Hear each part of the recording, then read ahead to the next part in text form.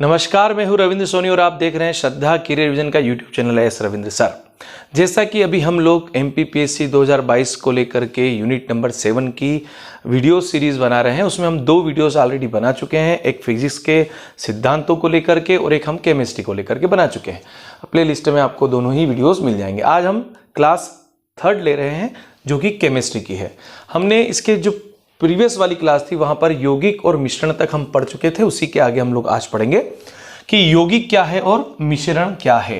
देखिए, यौगिक 2 या 2 से अधिक पदार्थों को जब निश्चित अनुपात में मिलाया जाता है तब यौगिक का निर्माण होता है। बात को ध्यान से सुनना कि 2 या 2 से अधिक पदार्थों को जब एक निश्चित अनुपात में मिलाया जाता है तब जाकर के यौगिक का निर्माण होता है। जैसे हाइड्रोजन के 2 परमाणु और ऑक्सीजन का 1 परमाणु जब दोनों ही मिल जाएंगे तब जाकर के बनेगा H2O। हाइड्रोजन के 2 परमाणु और ऑक्सीजन का 1 परमाणु जब दोनों मिल जाएंगे तो बनेगा जल का 1 अणु। इसको हम कहते हैं कि ये यौगिक है। यानी यौगिक के अंदर परमाणुओं का निश्चित अनुपात होता है, निश्चित अनुपात होता है, तभी जाकर के यौगिक बनता है। ठीक है, ऐसा मत समझना कैसे मिला लो यौगिक का निर्माण हो जाएगा ना, अपना काम चल जाएगा, नहीं होगा, है ना। ठीक, अब यौगिक निश्चित अनुपात में मिलने से बनता है परमाणुओं के या पदार्थों के। इसका अपना सूत्र होता है, यानी यौगिक को हम सूत्र के द्वारा प्रदर्शित करते हैं, इसका सूत्र होता है। मगर अगर हम बात करते हैं मिश्रण की, मिक्सचर की, तो मिश्रण क्या है? 2 या 2 से अधिक पदार्थों को जब अनिश्चित अनुपात में मिलाया जाए।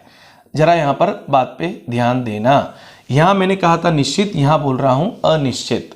किसी भी अनुपात में जब पदार्थों को मिला लिया जाता है तब मिश्रण का निर्माण हो जाता है। जैसे नमक और पानी को मिला लो तो आपको क्या मिल जाएगा? मिश्रण मिल जाएगा। या आपको लकड़ी का बुरादा ले लो, आप लकड़ी का बुरादा और लोहे का बुरादा ले लो, लोहे का बुरादा, इसे मिला दो तब भी आपको मिश्रण मिल जाएगा। ठीक है ना। तो मिश्रण में पदार्थों का अनुपात अनिश्चित होता है और यौगिक में निश्चित होता है।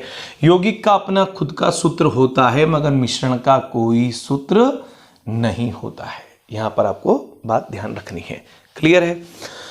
अब जब हम बात करते हैं मिश्रण की, तो मिश्रण 2 टाइप के होते हैं, मिश्रण 2 प्रकार के होते हैं। जैसा कि हमने वर्गीकरण की टेबल में इसके पिछले वाले वीडियो में बना दिया था।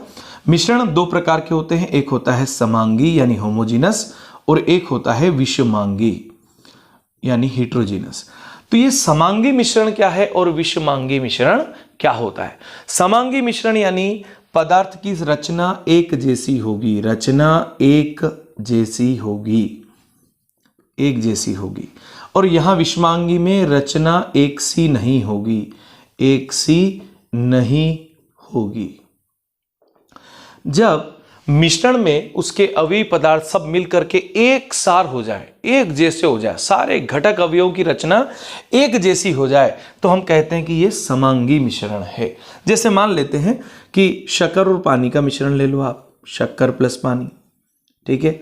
या चाय बना लो, चाय के एक घूंट सबको पिलाओ, बनाने के बाद तो सबको एक जैसा टेस्ट लगेगा, एक जैसा उनका संगठन होगा, उनकी रचना एक जैसी होगी, तो हम कहेंगे यार ये चाय या शक्कर प्लस पानी का जो मिश्रण है ये समांगी मिश्रण है। ठीक है।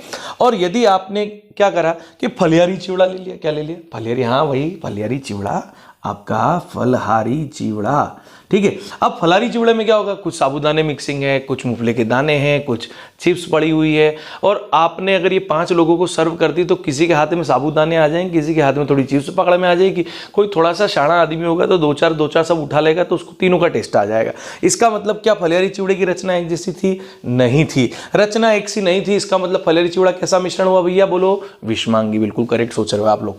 और शक्कर और पानी मतलब चाशनी हो गई, चाशनी का घूंट सबको पिला दो, इसका मतलब वो कैसा हुआ? एक जैसी रचना वाला हुआ कि नहीं हुआ? हुआ ना। इसका मतलब वो कौन है? समांगी है। ठीक है। तो एक होता है समांगी और एक होता है विषमांगी। समांगी को बोलते हैं होमोजीनस और विषमांगी को बोलते हैं हेट्रोजीनस। ठीक है। तो ये रही बात यौगिक और मिश्रण की। क्लियर? उम्मीद करता हूं दोनों बातें आपको समझ में आ गई होगी। अब बात करते हैं मिश्रण। मिश्रण में हमने देख लिया समांगी और विषमांगी होता है। अब इनको पृथक कैसे किया जाए? शक्कर में पानी घुल गया, अब कैसे अलग करें? या मान लो फलेरी चिवड़ा बनाया, या लकड़ी का बुरादा लोहे का बुरादा मिक्स हो गया, अब इनको पृथक्करण करना है, कैसे करेंगे? तो मिश्रण को पृथक कैसे किया जाता है, उसकी कौन कौन सी विधियां हैं उसे हम देखते हैं। ठीक है, तो मिश्रण को पृथक करने की विधियां कौन कौन सी है? चलो भैया आ जाओ, मिश्रण को पृथक करने की विधियां निकाल लाते हैं। मिश्रण को पृथक करने की कई सारी विधियां हैं, कुछ विशेष विधियों के ऊपर ही हम बात करेंगे क्योंकि हमें केमिस्ट्री के बेसिक कॉन्सेप्ट पढ़ने हैं। तो मिश्रण को पृथक करने की विधियां, मिश्रण को पृथक करने की विधियां कौन कौन सी होती है? मिश्रण को पृथक करने की विधियां कौन कौन सी होती है? पहले मैं विधियों के नाम लिख देता हूं। क्रिस्टलन, पहली एक विधि है आपके पास क्रिस्टलन। क्रिस्टलन के जरिए भी हम मिश्रणों का पृथक्करण करते हैं। ठीक है, शक्कर और नमक का मिश्रण है, इसे आप इसके द्वारा पृथक कर सकते हो। शक्कर और नमक का मिश्रण हो, पानी में घुल गए हो दोनों, तो आप क्रिस्टलन विधि के द्वारा इसका पृथक्करण कर सकते हो। ठीक है, इसके अलावा अगली विधि आती है आपके पास आसवन विधि, डिस्टिलेशन मेथड। आसवन यानी डिस्टिलेशन, इसको बोलते हैं क्रिस्टलाइजेशन। ठीक, आसवन विधि यानी डिस्टिलेशन मेथड। इसमें जब ताप में अंतर होता है, ताप में अधिक अंतर होता है, अधिक अंतर होता है, दो द्रवों के ताप में जब अधिक अंतर हो तब उन दोनों का पृथक्करण हम आसवन विधि के द्वारा करते हैं। इसमें क्या होता है, द्रव होता है उसे उबाला जाता है, एक द्रव पहले उबल जाएगा, उसकी भाप बनेगी, उसे हम ठंडा कर देंगे, अलग पात्र में निकाल लेंगे। उसके बाद तापमान बढ़ेगा, दूसरे का जिसका क्वथनांक थोड़ा ज़्यादा था और उसकी भाप बनेगी, फिर उसे हम ठंडा कर देंगे, संघनित कर देंगे और अलग पात्र में प्राप्त कर लेंगे। तो ये आसवन विधि है, द्रवों के पृथक्करण में इसका इस्तेमाल किया जाता है। और जब दोनों द्रवों के क्वथनांकों में अंतर ज़्यादा होता है, ताप में अंतर ज़्यादा होता है, तब हम इस आसवन विधि का इस्तेमाल करते हैं। आसवन विधि में मैंने बता दिया क्वथनांकों में अधिक अंतर होता है, तब हम इस आसवन विधि का इस्तेमाल करते हैं। ठीक है, इसका प्रथम भाग वाष्पीकरण और दूसरा भाग संघनन कहलाता है। ठीक है, द्रवों के मिश्रण को पृथक करने की इस विधि में पहला भाग वाष्पीकरण, पहला भाग क्या कहलाता है? वाष्पीकरण। और दूसरा भाग कहलाता है संघनन। क्या मतलब हुआ? मैंने आपको बताया कि द्रवों के मिश्रण को एक पात्र में ले लेंगे, फिर हम इसे करेंगे गर्म। तो पहले बनेगी, जिसका क्वथनांक कम था उस द्रव की पहले बनेगी भाप, यानी क्या बनेगा, क्या होगा? वाष्पीकरण, वेपराइजेशन होगा। भाप बनेगी, भाप को हम संघनित्र में ले जाएंगे, संघनित्र में वहां जाके वो ठंडी हो जाती है और ठंडी होने के बाद उसे एक पात्र में हम प्राप्त कर लेंगे। जब वो ठंडी होती है उसे कहते हैं संघनन। यानी आसवन के दो भाग हैं, प्रथम भाग को हम वाष्पीकरण कहते हैं, दूसरे भाग को हम कहते हैं संघनन। क्लियर? तीसरी विधि हमारे पास ऊर्ध्वपातन, सब्लिमेशन, ऊर्ध्वपातन। अब ये ऊर्ध्वपातन विधि क्या है? मैंने आपको बताया था कि कुछ पदार्थ ऐसे होते हैं जो ठोस अवस्था में होते हैं, उन्हें गर्म किया जाता है तो सीधे किस में बदल जाते हैं? वो गैस में, यानी वाष्प अवस्था में बदल जाते हैं। और वाष्प को यदि हम ठंडा कर दें तो पुनः कायम बदल जाते हैं, ठोस में बदल जाते हैं। तो ऐसे पदार्थों को हम ऊर्ध्वपातज पदार्थ कहते हैं और ये जो प्रक्रिया है इसे हम ऊर्ध्वपातन कहते हैं। क्लियर है? तो ऊर्ध्वपातन विधि के द्वारा भी हम मिश्रण को पृथक करते हैं। जैसे मान लेते हैं कि कर्पूर है और नेफ्थलीन है, ये पदार्थ ऊर्ध्वपातित पदार्थ में आते हैं। कर्पूर है, नेफ्थलीन है, नेफ्थलीन, तो नेफ्थलीन है, कर्पूर है आपके पास। इसके अलावा अमोनियम क्लोराइड है, अमोनियम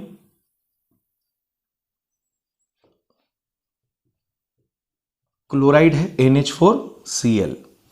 ये ऐसे पदार्थ हैं जो ऊर्ध्वपातिज पदार्थ हैं।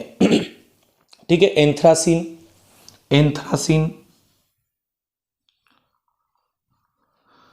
ठीक है, इन पदार्थों का पृथक्करण हम ऊर्ध्वपातन विधि के द्वारा करते हैं। तो प्रश्न कभी आ जाए कि एक ऐसा मिश्रण जिसके अंदर कर्पूर उपस्थित है, तो बताओ उसका पृथक्करण किस विधि के द्वारा किया जाता है? तो जिन मिश्रण में कर्पूर उपस्थित होगा हम ऊर्ध्वपातन विधि के द्वारा उसको पृथक करेंगे।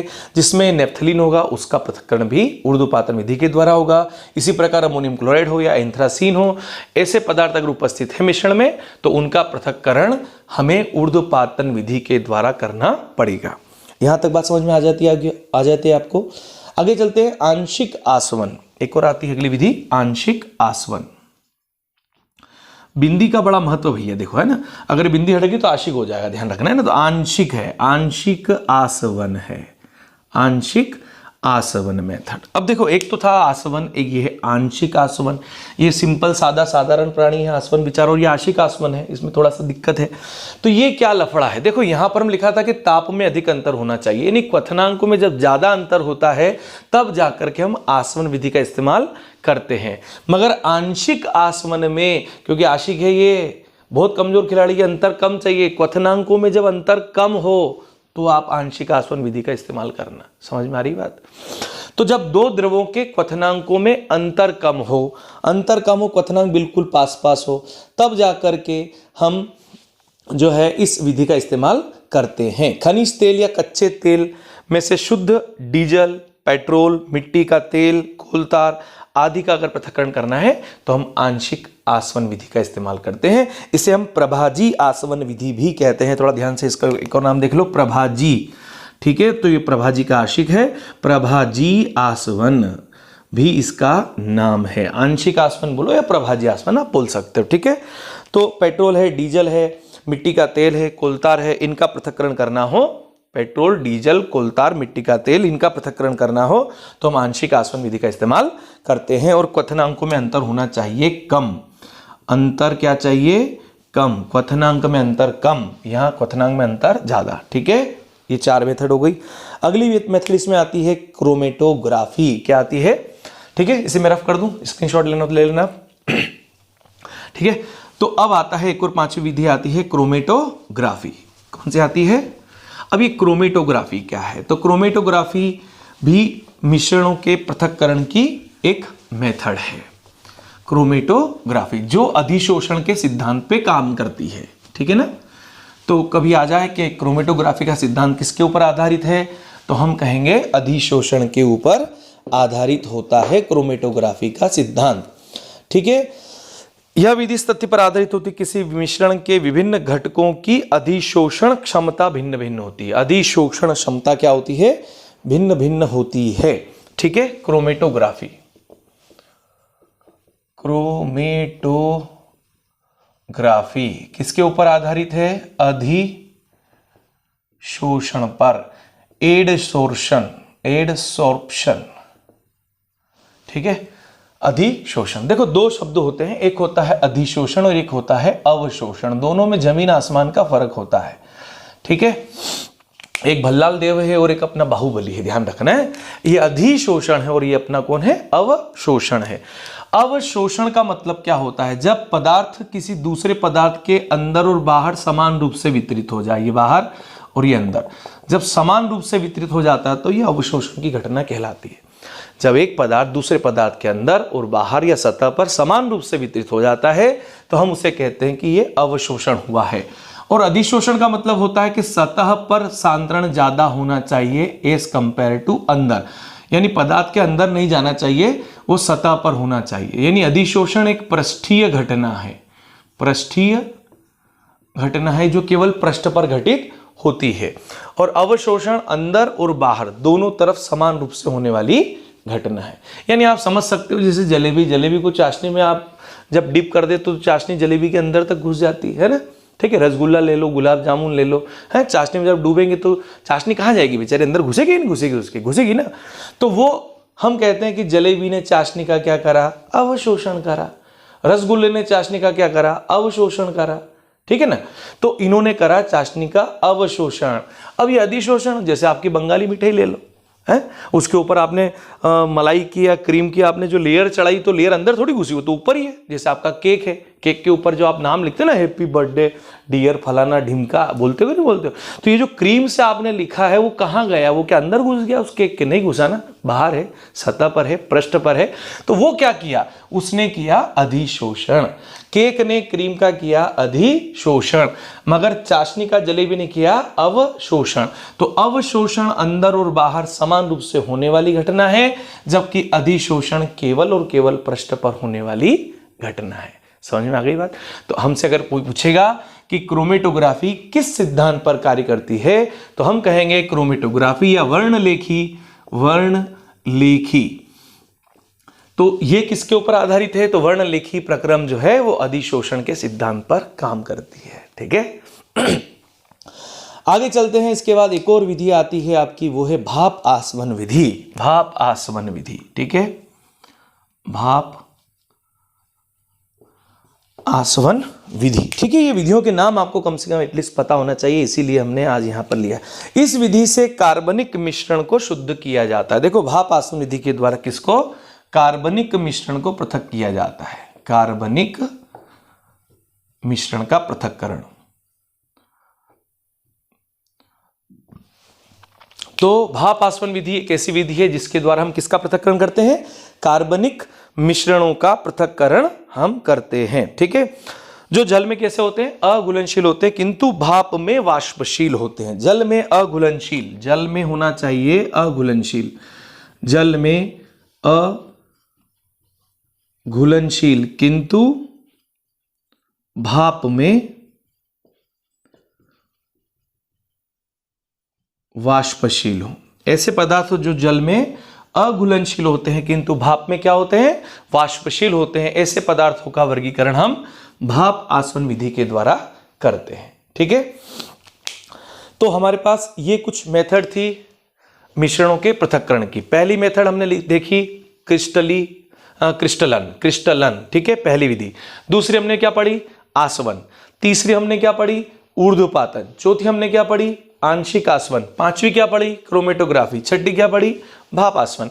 तो ये 6 मेथड हमने देखी है जो मिश्रणों के पृथक्करण के लिए प्रयुक्त की जाती हैं। ठीक, हमसे बोला जाए कि ऐसे पदार्थ जो भाप में तो वाष्पशील होते हैं, जल में अघुलनशील होते हैं, उनका पृथक्करण कौन सी विधि के द्वारा करते हैं? हम कहेंगे भाप आसवन विधि के द्वारा करते हैं। या हमसे पूछा जाए 2 ऐसे द्रव हमारे पास हैं जिनके क्वथनांकों में अंतर काफी कम है, तो ऐसे मिश्रणों का पृथक्करण कौन सी विधि के द्वारा करते हैं? तो हम बोलेंगे भैया इसका पृथक्करण करेंगे आंशिक आसवन विधि के द्वारा। ठीक है ना, क्योंकि आंशिक आसवन में मैंने बताया था कि जब द्रवों के क्वथनांकों में अंतर कम होता है तभी हम उसका इस्तेमाल करते हैं। हमसे बोला जाए कि जब 2 द्रवों के क्वथनांकों में अंतर ज्यादा हो तब कौन सी विधि का इस्तेमाल करेंगे? तो केवल आसवन विधि, साधारण आसवन विधि के द्वारा उसका पृथक्करण कर लेते हैं। आसवन का प्रथम भाग क्या कहलाता है? तो आसवन का प्रथम भाग वाष्पीकरण कहलाता है। द्वितीय भाग क्या कहलाता है? तो द्वितीय भाग कहलाता है संघनन। वाष्प का ठंडा होकर के द्रव में बदलना संघनन कहलाता है। ठीक है, हमसे बोला जाए कि ऐसे पदार्थ जो ठोस अवस्था में होते हैं और गर्म करने पर सीधे वाष्प में बदल जाते हैं, ऐसे पदार्थों को क्या कहते हैं? हम कहेंगे ऊर्ध्वपातज पदार्थ कहते हैं। उदाहरण के तौर पे कर्पूर है, नेफ्थलीन है, एंथ्रासीन है, अमोनियम क्लोराइड है। ये ऐसे पदार्थ हैं जो ऊर्ध्वपातज पदार्थ होते हैं, यानी ठोस अवस्था से गर्म करने पर सीधे वाष्प में बदलेंगे और वाष्प को ठंडा करेंगे तो सीधे बदल जाएगा वो ठोस में, उसे हम ऊर्ध्वपातज पदार्थ कहते हैं। ठीक है, इसके बाद हमने देखा क्रोमेटोग्राफी। तो हमसे पूछेंगे क्रोमेटोग्राफी का सिद्धांत किस पर आधारित? हम कहेंगे क्रोमेटोग्राफी का जो सिद्धांत है वो अधिशोषण के ऊपर आधारित होता है। ठीक है, चलते हैं आगे की ओर। पदार्थ की अवस्था परिवर्तन किन चीजों से होती है? ठीक है, पदार्थ की अवस्था परिवर्तन। अब देखिए पदार्थ का बदलाव कैसे होगा, उसकी अवस्था कैसे बदल सकती है? तो हमें पता है या तो गलनांक से हो सकता है या फिर क्वथनांक से हो सकता है ना। कई पदार्थ ऐसे होते हैं जिनका गलनांक होता है, यानी कि एक ऐसा तापमान होता है जिस पर वो पदार्थ ठोस अवस्था से द्रव अवस्था में बदल जाता है। तो वह ताप जिस पर कोई ठोस पदार्थ द्रव अवस्था में बदल जाता हो उसे हम उसका गलनांक कहते हैं या द्रवणांक कहते हैं, मेल्टिंग पॉइंट कहते हैं। ठीक है, तो एक आता है द्रवणांक, द्रवणांक या जिसको हम कहते हैं गलनांक और इंग्लिश में बोलते हैं मेल्टिंग पॉइंट, MP। ठीक, वह ताप जिस पर कोई ठोस पिघल जाता है और द्रव अवस्था में बदल जाता है उसे हम द्रवणांक कहते हैं। ठीक है, और एक होता है आपके पास क्वथनांक। क्या होता है? क्वथनांक। क्वथनांक जिसको हम बोलते हैं बॉइलिंग पॉइंट, BP। क्वथनांक एक ऐसा तापमान होता है जिस पर कोई द्रव उबलता है, जैसे पानी है। पानी 100 डिग्री सेंटीग्रेड ताप पर उबलता है और भाप में बदल जाता है तो उसे हम कहते हैं कि ये पानी का क्वथनांक 100 डिग्री सेंटीग्रेड है। ऐसा हम साधारण परिभाषा में कहते हैं। अगर साइंस में जाएंगे तो और डिटेल में जाते हैं, वाष्प दाब के ऊपर क्वथनांक की परिभाषाएं बनती हैं। तो अभी फिलहाल हम इतना ऐसा याद कर लेते हैं कि वह ताप जिस पर कोई द्रव गर्म करने पर वाष्प अवस्था में बदल जाता है, उसे हम कहते हैं उसका क्वथनांक। ठीक है, फिर एक होता है आपके पास हिमांक। हिमांक का मतलब फ्रीजिंग पॉइंट। Freezing point. अब ये हिमांक क्या है? हिमांक वह तापमान होता है जिस पर कोई द्रव जम करके ठोस अवस्था में बदल जाता है, उसे हम कहते हैं हिमांक। जैसे पानी 0 डिग्री सेंटीग्रेड तापमान पे आ जाएगा तो बर्फ में बदल जाएगा, तो पानी का हिमांक क्या हुआ? 0 डिग्री सेंटीग्रेड। पानी को ज्यादा गर्म किया तो किस में बदल जाएगा? वाष्प में 100 डिग्री पर, तो पानी का क्वथनांक 100 डिग्री सेंटीग्रेड होता है। क्लियर है बात? तो 3 चीजें हैं जहां से हम किसी भी पदार्थ की अवस्था को बदलते हैं, और वो 3 चीजें हमारे पास कौन कौन सी है? हिमांक है, क्वथनांक है, और हमारे पास गलनांक है। ठीक है, इसके बाद आगे चलते हैं और देखते हैं। तो अशुद्धियों की उपस्थिति में पदार्थ का हिमांक और द्रवणांक दोनों कम हो जाता है। ये बात जरा आप नोट कर लेना। अगर किसी पदार्थ में अशुद्धि आ जाए, क्या आ जाए? अशुद्धि मिल जाए, तो द्रवणांक और क्वथनांक, हिमांक, दोनों में कमी आ जाती है। और अगर अवाष्पशील पदार्थ मिला दिया जाए, अवाष्पशील पदार्थ जिसकी वाष्प नहीं बनती हो, ठीक है, अगर इसे मिला दिया जाए नॉन वोलेटाइल, तो नॉन वोलेटाइल सब्सटेंस अगर डाल दिया जाता है तो उसका क्वथनांक बढ़ जाता है, क्वथनांक में वृद्धि हो जाती है। ठीक है, ये 2 बातें आपको याद रखनी है कि अगर आपने किसी पदार्थ में क्या मिला दी? अशुद्धि मिला दी, तो अशुद्धि मिला देंगे तो अशुद्धि के कारण हिमांक और द्रवणांक यानी कि गलनांक दोनों में कमी आ जाएगी। और यदि आपने कोई अवाष्पशील पदार्थ मिला दिया है तो फिर उसके क्वथनांक में क्या हो जाएगी? वृद्धि हो जाएगी। ठीक, ये भी प्रश्न बनते हैं, इसलिए इन दोनों पे आप विशेष कर ध्यान रखना, इसको नोट कर लेना आपके पास। आगे चलते हैं हम लोग अगले टॉपिक की ओर, वो है हमारा परमाणु संरचना। ठीक है, इसमें रख कर अगला टॉपिक आता है परमाणु संरचना। अब स्ट्रक्चर ऑफ एटम क्या है? परमाणु संरचना क्या है? जैसा कि हम लोग पहले पढ़ चुके हैं कि परमाणु शब्द जो है वो महर्षि कणाद ने दिया था। किसने दिया था? महर्षि कणाद ने। महर्षि कणाद ने बोला था कि प्रत्येक पदार्थ छोटे छोटे कणों से मिलकर के बनता है और उन छोटे कणों को ही हम कहते हैं परमाणु। तो परमाणु शब्द हमारे भारतीय इतिहास में अगर देखा जाए तो महर्षि कणाद के द्वारा दिया गया था। अब परमाणु की संरचना क्या है? परमाणु से भी छोटे छोटे कण मौजूद होते हैं परमाणु के अंदर ही। ये मान लेते हैं अपन कोई परमाणु है, तो परमाणु का जो सेंटर पोर्शन है यानी कि मध्य भाग है, इसे हम कहते हैं नाभिक। इसे हम क्या कहते हैं? नाभिक कहते हैं।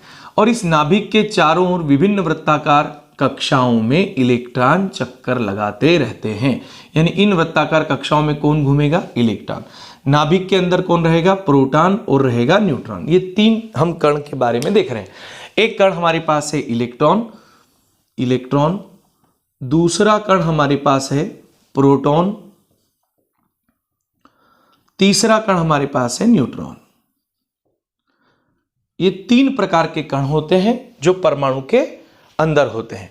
नाभिक में होते हैं प्रोटॉन और न्यूट्रॉन, और नाभिक के चारों विभिन्न वृत्ताकार कक्षाओं में इलेक्ट्रॉन चक्कर लगाते हैं। इलेक्ट्रॉन ऋण आवेशित कण होता है यानी इलेक्ट्रिकली नेगेटिव होता है। प्रोटॉन धन आवेशित कण है यानी इलेक्ट्रिकली पॉजिटिव होता है।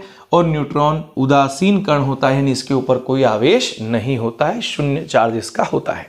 ठीक है, ये 3 बातें याद रखें। इसके अलावा आप बात याद रखें कि इलेक्ट्रॉन की खोज किसने की थी, ये पूछा जाता है। तो इलेक्ट्रॉन की खोज की थी जे थॉमसन ने। प्रोटॉन की खोज किसने की थी, तो आपको बोलना है गोल्डस्टीन ने।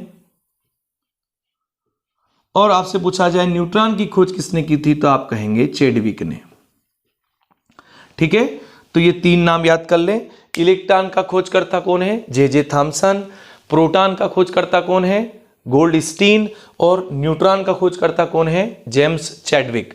तो जेम्स चैडविक ने खोज की थी न्यूट्रॉन की, प्रोटॉन की गोल्डस्टीन ने और इलेक्ट्रॉन की जे थॉमसन ने। ठीक है, इलेक्ट्रॉन इलेक्ट्रिकली नेगेटिव ऋणावेशित कण है, प्रोटॉन इलेक्ट्रिकली पॉजिटिव यानी धनावेशित कण है, और न्यूट्रॉन इलेक्ट्रिकली न्यूट्रल यानी कि उदासीन कण होता है।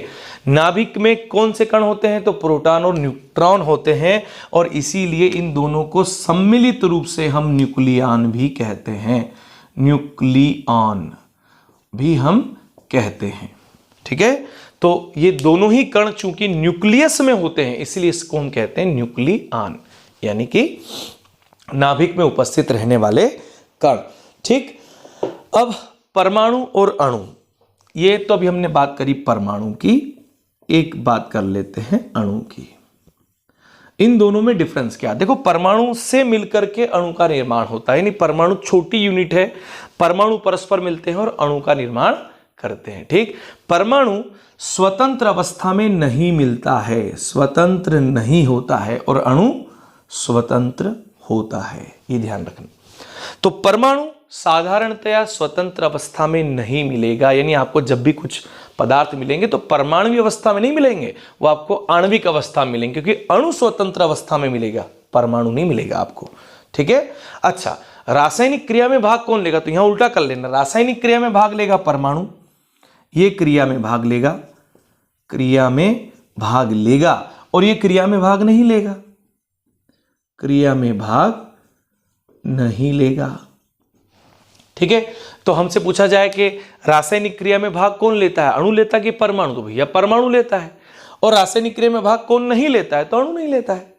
अणु स्वतंत्र अवस्था में मिलता है, परमाणु स्वतंत्र अवस्था में नहीं मिलता है। तो ये दो बातें आपको विशेष तौर से याद रखनी है। ठीक, परमाणु भार और अणु भार और मोल संकल्पना, इनके बारे में हम नेक्स्ट वीडियोस में देखेंगे। तब तक के लिए जय हिंद।